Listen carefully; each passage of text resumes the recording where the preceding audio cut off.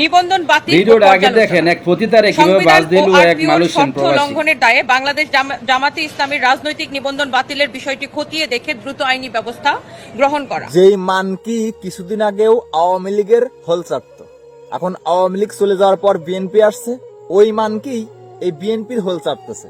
এরা হচ্ছে সুবিধাবাদী মানকি। যখন যে দল ক্ষমতায় যাবে এই মানকি গুলো ওই দলের হল চাটবে।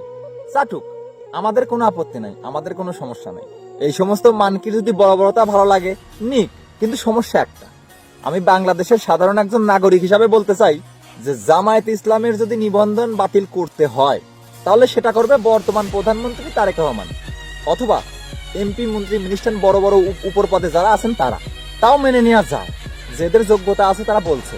কিন্তু আমার কথা হলো, যেই মানকি অনলাইনে কাপড় খুলে বিক্রি করে, নিচের পেন্টি ব্রা বিক্রি করে, লজ্জাহীন মানকি নিজের শরীরের পোশাক খুলে শো করে আর দেখায় আর বিক্রি করে যেই মানকি, এবং সাদে সাদে ভাতার চেঞ্জ করা মানকি, পতিতলায় থেকে উঠে আসা একটা মানকি, আবাসিক হোটেল ব্যবসায়ী একটা মানকি, লেদার বিক্রি করা একটা মানকি, লেদার মানে বোঝেন নাই, চামড়া চামড়া, এই লেদার বিক্রি করা একটা মানকি, টাকার জন্য বুড়ো নাং ধরা একটা মানকি, এক কথায় সব থেকে নিকৃষ্টতম একটা পতিতা মানকি কিভাবে জামায়াত ইসলামের নিবন্ধন বাতিল করার আবেদন করে।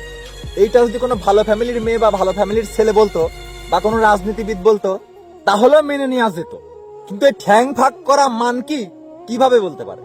যেই মানকি অনলাইনে উলঙ্গ অবস্থায় চলাফেরা করে, অশ্লীল ভাষায় কথা বলে, মানুষকে হুমকি ধামকি দেয়, সেই মানকি কিভাবে এ ধরনের কথাগুলো বলতে পারে, তাও আবার বাংলাদেশে থেকে? এ হচ্ছে একটা মানকির বাচ্চা মানকি, আর এই মানকির ফ্যামিলি থেকে উঠে আসা একটা মানকি কিভাবে এই আবেদন করতে পারে? এখন তো আমি হিসাব কিতাব করে পাচ্ছি, আমাদের দেশে যত পুরুষ আছে এদের হোল যত বড়, তার থেকেও বড় হয়ে গেছে এই মানকির হোল। আমাদের দেশে কি পুরুষ মানুষ বলতে কেউ আর নাই? আপনাদেরকে একটা কথা বলি, আপনারা যদি এত কিছু দেখার পরেও শোনার পরেও যদি চুপ করে থাকেন তাহলে দেখবেন এই মহিলার গজানো হোল আপনাদের কোনার ভিতর ঢুকানোর চেষ্টা করতেছে।